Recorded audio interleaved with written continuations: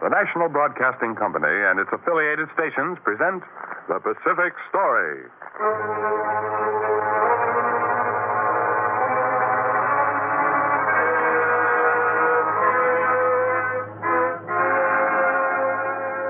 In the mounting fury of world conflict, events in the Pacific are taking on ever greater importance.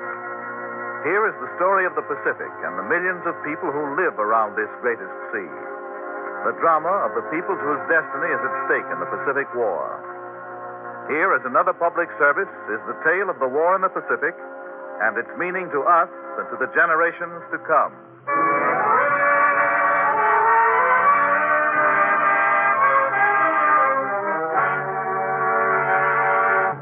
The Andaman Islands.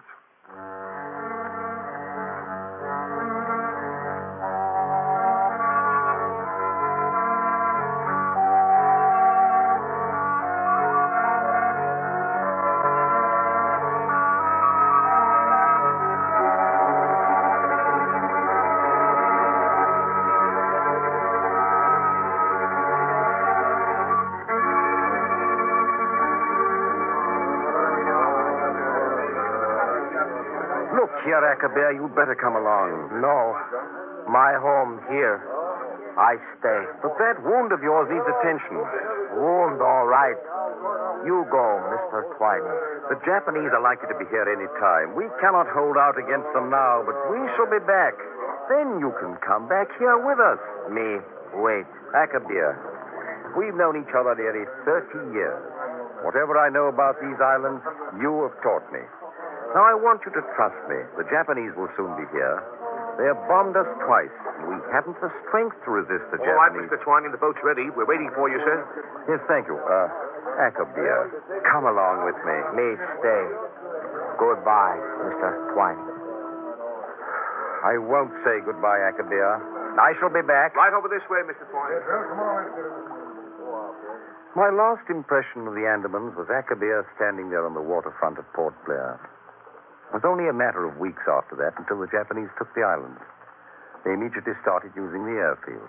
They brought in heavy naval craft, battleships, aircraft carriers, cruisers, and based them at Port Blair and in many of the other harbors up and down the length of the islands. They made the Andamans a strategic stronghold. For you see, the Andamans are almost the same distance from Singapore, Rangoon, Ceylon, and Calcutta. And that makes them important. For nearly 3 years now, from here in Calcutta, we've kept our eyes on the Japanese and the Andamans. I wonder what has happened to Akabir. He was the first Andamanese I saw when I landed in the islands before World War I. Me carry your bags, mister? Oh, yes, thank you. I'm going to the office of the governor. Me take you there. I watched him as he walked ahead of me with my 2 bags. Scarcely 5 feet tall, powerfully built, and black as ebony. He took me to Government House, there on Ross Island in Blair Harbor. He waited outside while I went in to report my arrival. Glad to have you here with us, Twining. You'll find these Andaman Islands extraordinary. Yes, sir. This is jungle country, of course. So there are some dangers. Yes, sir. There are no dangerous wild animals on the islands, but there are some poisonous snakes, cobras, blue karites, and some vipers. And the people, some of them are friendly, like that fellow who carried up your bags. But many of them are dangerous, like the Dirawa tribe. But you'll learn to get along. Oh, I hope so, sir. We have the penal settlement here, as you know. And although we have many murders among the convicts, everything is fairly well organized and pretty much reduced to routine. So, welcome to the Andamans, Twining, and the best to you.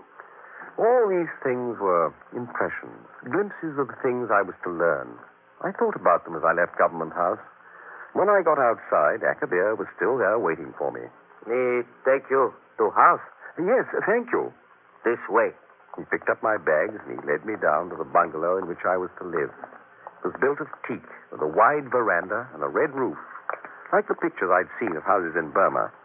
This your house? Excellent. Here, this is for you.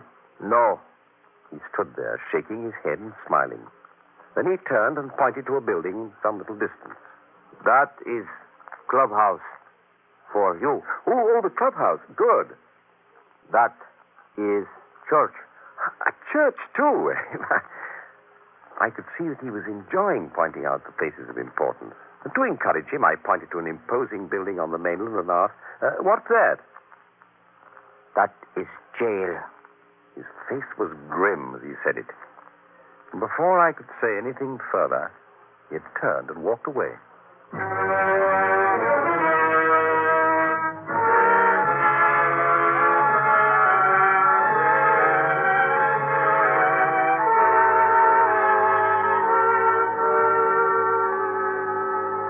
I had a lot to learn about these people and their islands.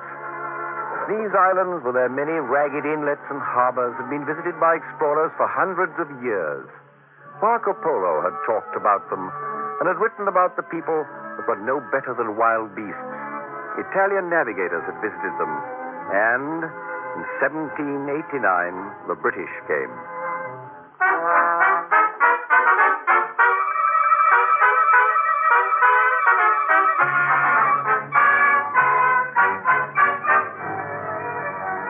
The people I worked with in Government House knew the whole story of the Andamans.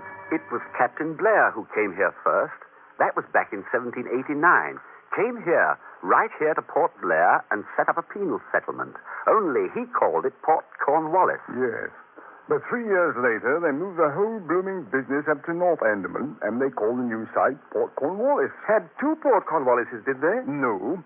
After they moved the penal settlement north, they called this Old Harbor. Then when did they start calling this Port Blair? That was, well, along about the middle 1800s. Yes, yes. A doctor named Mowat came out here, head of a sort of commission of some kind. Came out to select a site for a new penal settlement, and he chose Old Harbor here, which he then named Port Blair. All this deepened my understanding of Port Blair and the Andamans. These islands had been selected for a penal settlement because they were so isolated, so primitive. The convicts were brought from India, Burma, and Malaya, and many of them were from the islands themselves. There were convicts around everywhere. Yet, as time passed, I could see that the Andamans were more than a god-forsaken group of islands. I could see that with the passing years, they were becoming more and more important strategically. The weather observatory at Port Blair, for example, was important, and was to be still more important later. It's only really hot like this when the sun is northing. Doesn't it ever cool off? The heat is tempered by the sea breezes. Haven't you noticed? Seems to me it's always warm. When does it rain? Well, the rain is irregular, but the rainy season's from May to November. I could do with some rain, and some of those sea breezes, too. It's the sea breezes that are dangerous. That is, when they get bad. The path of the hurricanes is just a few miles offshore. Don't they ever hit here? It's the shipping they destroy mostly.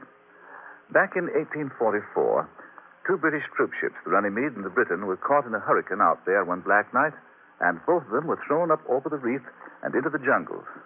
And funny thing, neither of the crews knew the other ship was thrown into the jungle until daylight the next day. Yes, the hurricanes out there can get very severe. It seemed that every place in the islands had some story about it. People would say, this is where so-and-so happened. And because I was new in the islands, they never missed a chance to pass it on to me. It was right here in the year 1872. Lord Mayo, the Viceroy of India, had just visited Mount Harriet here on the north shore of Ross Island and was returning to his lodge. There will be some problems, but Mount Harriet might be a suitable place for the sanatorium. Yes, sir. The launch is waiting right over here, Lord Mayor. 7 bells. Time to get back to the ship. I say, it's very dark. It seems as though the jungle comes right down to the water. So dark. If it weren't for those torch bearers you've got ahead there, we shouldn't be able to see a thing. Yes, sir. Boat crew's all ready to take us out to the ship. Very good. Look out there! Look out for that man! He's got a knife! Look out, Lord Mayo! Look out for that knife! Grab that man, Mayo! Grab him! I say, they've hit me. Lord Mayo is stabbed. Here, you give me a hand. Quick, help me, he's falling. Falling off the dock. I'll give it off. I'll give you a hand. I've got him. I'll help you with it. Hoist him a little. I'll pull him up. Can all of you help? That's it. Up. Careful there. Little more. There. Lord Mayor. I'm all right. I'm not much hurt. Look at this blood. They gashed him in the back. Lord Mayor. Lord Mayor. He's dead. The Blackman, the one that did it, he'll never try this with anyone else. Never. Who was it? One of the ticket of leave convicts.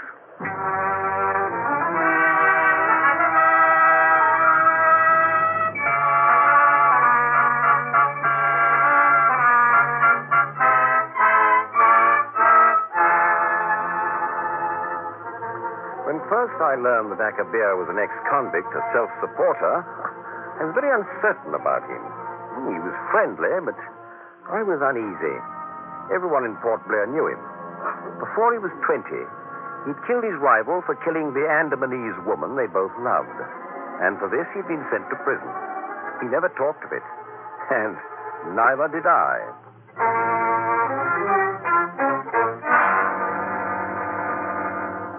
At first, I was afraid ever to be alone with him.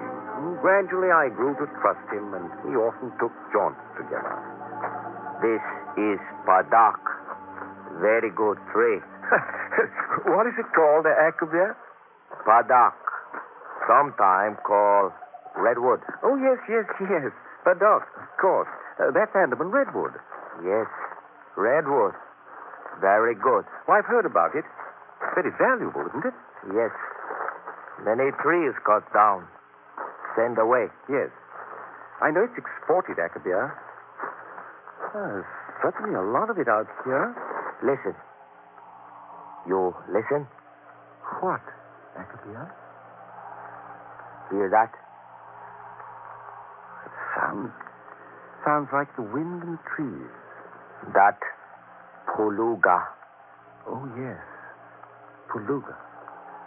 Puluga make all trees, all birds, all water, sky. Make you. Make me. Of course. The Creator. Yes.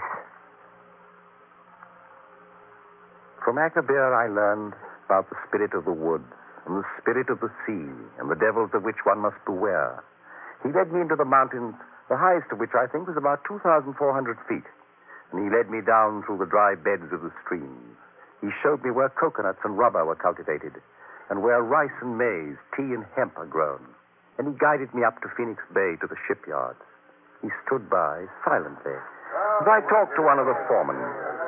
We build most of the sea craft you see around these islands. Oh, you seem to have an excellent shop here. It's not as big as the ones on the Clyde, but we can build anything up to a vessel of 250 to 400 tons. You see, there's one on the ways right over there. Ah, smart craft it is, too. Aye, the best. You see, we have here our own blacksmith shop, and we build our craft mostly from the timbers out of the forest. Back of us there. Oh, to turn out vessels of this kind, these workers of yours must be skilled indeed. They are. We've made carpenters and wood carvers out of them, and some of them can even handle the lathes and power saws. Well, if you'll excuse me now, I'll be getting back to my work. Sure thing. Goodbye. Thank you. When I looked around, Akabir was still standing there, silently watching the workers. Akabir, would you like to work here in the shipyard? No.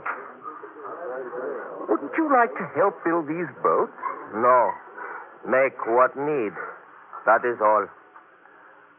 I found that was characteristic of nearly all the natives of the Andamans.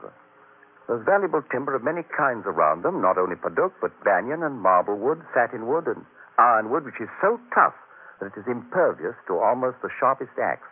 Yet they use almost none of it. As Akabir said, they make what they themselves need. Utensils, implements, some weapons, and some personal ornaments. You've got a lot to learn about these people, Twining. I heard that again and again. These Abadanese learn up to a certain point. Then they cannot seem to learn beyond that. For example, they're probably the only people in the world who don't know how to make a fire. Well, they use fire. I've seen them. Of course. They keep them going day and night. They say fire is a gift from the gods, so they can't let it go out. They're nomads. What do they do when they travel? They carry their fires with them. Another thing, you can hardly influence them one way or another. If they like you, very good. If they don't, you can scarcely do anything that will make them like you. They simply don't respond to it. I wondered about that when I was out in a boat alone with Akabir turtle hunting. He seemed friendly, yet he'd killed a man. And he had a sharp harpoon. And a bow and arrows powerful enough to shoot through me. Here, you shoot bow and arrow. He handed me the bow and an arrow. I tried to figure out what he had in mind. I watched him as I put the arrow in the bow, and I set myself to draw it. Pull arrow back. I can't draw it. I tried to draw it. It was too powerful. Give to me. Although I was nearly a foot taller than he, I couldn't budge it. He drew it back almost without effort and shot the arrow so far I lost sight of it. And then, looking at me, he put down the bow and picked up the sharp harpoon. You know me once prisoner? Yes, Akabir. I believe I heard something about that. I wonder what he was getting at. He was holding the harpoon in his hands, looking at me. First 6 months, me locked up in big jail. Bad. Yes, I can well imagine that, Akabir. Next year and half, hard work with other prisoners.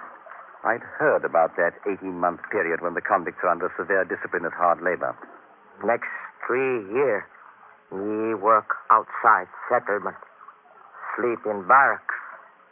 Work outside. Well, that was better, wasn't it? Little better. Next 5 years, me boss, other prisoners. Then me get ticket of leave. That meant that for all practical purposes, he was free. I was to learn that this was the usual 10-year routine for the convicts who could be trusted at all. Those who showed themselves unfitted for human society were kept under closer supervision. Now, me self-supporter. Me earn own living. With this, he held up the sharp harpoon. I kept paddling the native boat. He stood in the bow. And suddenly he turned from me and looked straight ahead in the direction which we were moving. Tortoise. Directly ahead of us on the surface was a huge hawk-billed turtle. Hiya! With a mighty effort, he lunged with the harpoon and flung himself from the boat. With his full weight behind it, the harpoon buried itself into the turtle. The next instant, both Akabir and the huge hawksbill turtle were floundering about in the water. Me get him! And he laughed for joy as he pulled the struggling, dying turtle back to the boat.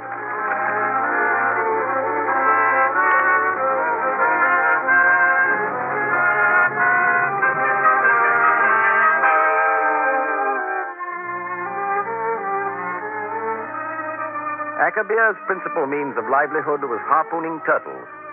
He was an expert at hunting both the hawksbill and the green turtle. The green turtle was used for food, and the tortoiseshell of the hawksbill was exported to Calcutta. In occupations such as this, many of the ticket of leave prisoners supported themselves. But some, the incorrigible ones, declined to make any effort to support themselves. They thought only of escape.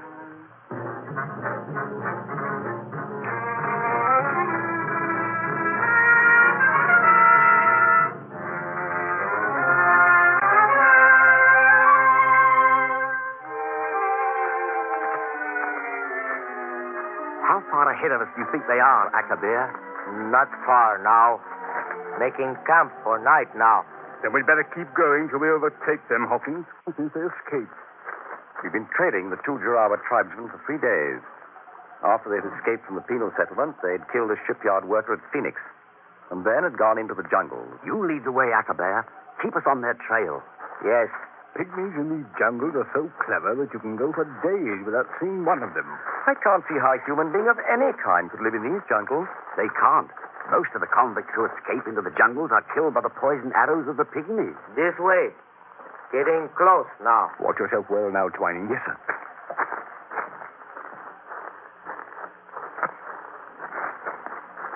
There. Ahead. Campfire. By George, that's it. Easy now. Creep up on them. Both of them are there. See them, the light of their campfire? Yes, I see them. Akabir, you come with me. We'll go around this way. And Bolton, you and Twining go around the other way. When you see me rush in, you two rush them from the other side. Righto, Hawkins. We crept around on their left flank and then moved in toward them. We could see them plainly in the flickering light of their campfire. Powerful little black men with sooty hair growing in rings. Look, Twining. They're well armed. See those knives and those bows and arrows? As I looked at them, suddenly, just opposite us, Hawkins and Akabir came charging out of the jungle straight for the tribesmen. Close in on them, Bolton! Come on, Twining. Let's go in and get them. Yes, sir. One of the tribesmen ran almost directly into our arms. Grab him, Twining. Grab him. I got him. Here, I help you. Just at that instant, I saw Hawkins at the campfire. He paused a moment there. The other tribesman had run off to the side, stopped suddenly, and whirled around with a poison arrow in his bow. He let it fly. It crashed through Hawkins' chest, and he dropped in his tracks. He was dead within the hour. We got the other tribesman back to jail at last, but he gave the three of us enough trouble to interest me greatly in all the Andamanese.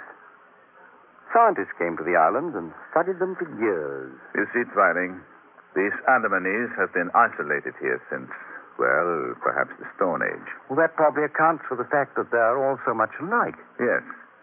There is perhaps no purer race on Earth. There are 12 different tribes in the islands here, and while each of these has its own habits, in the broad sense, all of them are about the same, physically and mentally. You see, people are changed by coming in contact with other peoples. But with the Andamanese, since the Stone Age, they have come in contact with very few people, and therefore their strain is almost pure. They are the same today as they were perhaps millions of years ago. Yes, they are the most primitive of all humans. I used to think of this as I watched Akabir. He used to sing strange songs, accompanying himself by beating with his foot on a very crude sounding board. This came as close to a musical instrument as anything I ever saw amongst the Andamanese. And watching Akabir, it seemed to me he was a Stone Age man who, by some magic, was living in the modern world of today.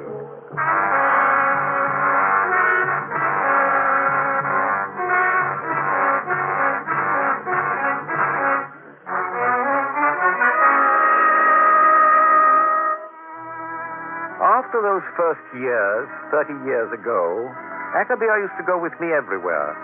We came to understand each other. He was very much interested in the lands of the white men and the kinds of lives they lived. He went with me on my trips from one end of the Andamans to the other. We visited Port Campbell and Port Murt, and Kwantung Harbor and Port Andaman. And by the time the Japanese were on the move in the Pacific, he realized the danger that we faced.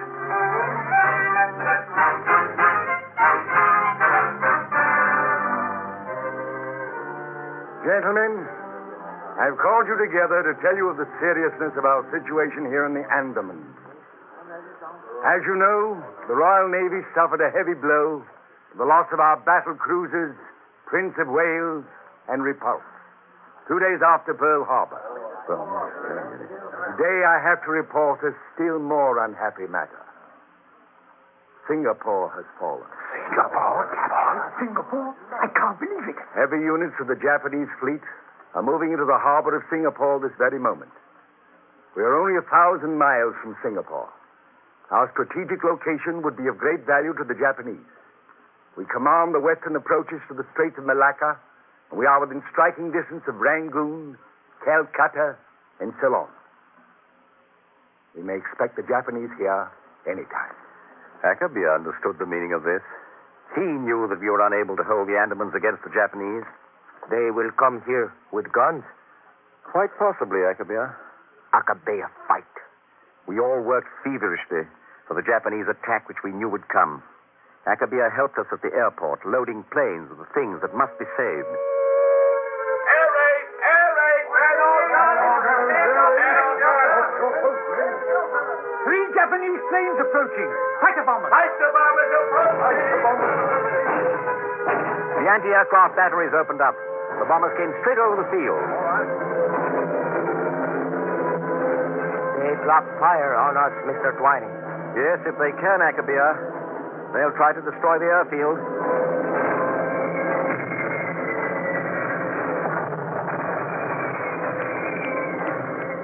They plastered the airstrips with bombs and then wheeled around and came back. They're coming back. They're going to strafe us. Look out! Look out for the machine gun! Look out!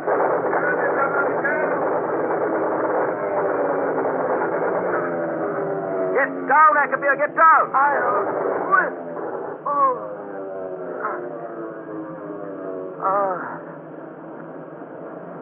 Let me see, Akabir. Let me see where they got you. Here. In back. In back. Akabir never complained. He lay there, trying to understand what had happened and why. 5 days later, the Japanese came back. Stay down there. Looks like they're going to try to wipe the dancing along the face of the map.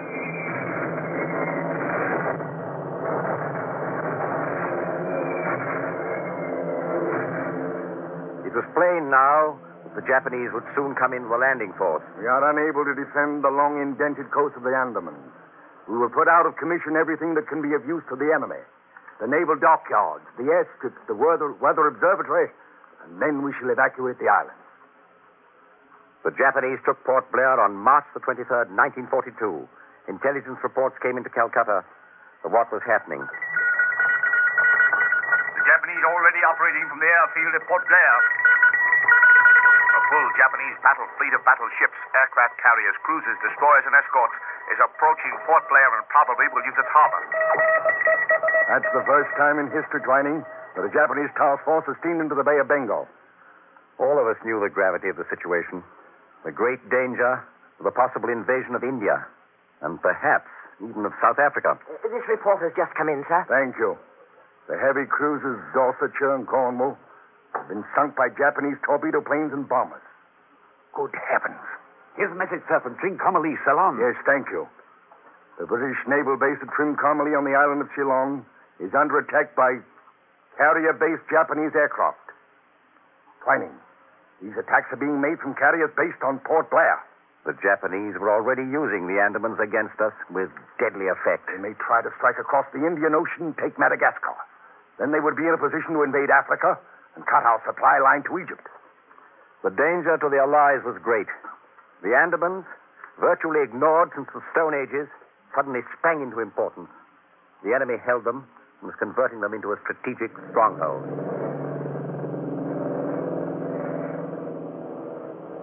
Now they were to be the scene of a struggle for control, and soon heavy Allied bombers were taking off from India to blast them.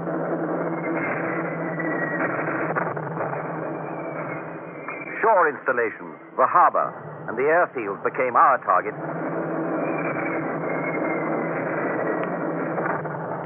It's been 3 years now. And now, as Britain's naval strength is growing in the Bay of Bengal, and as the possibility grows of our return to the Andamans, I can't help but wonder about Akabir. I wonder if he has lived through what's happened in the Andamans. And I think of the last thing that he said to me. Me stay here, Mr. Twining. Goodbye.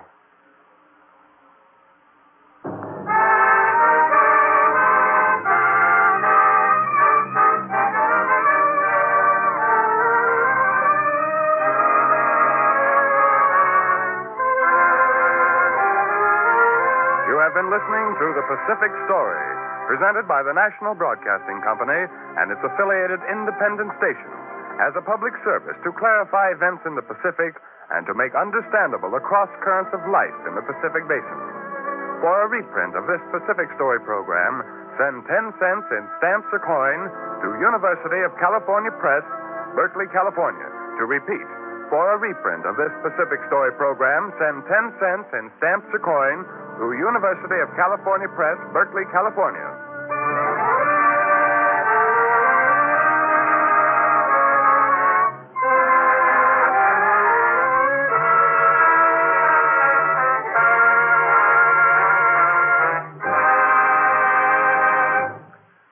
The Pacific Story is written and directed by Arnold Marquis.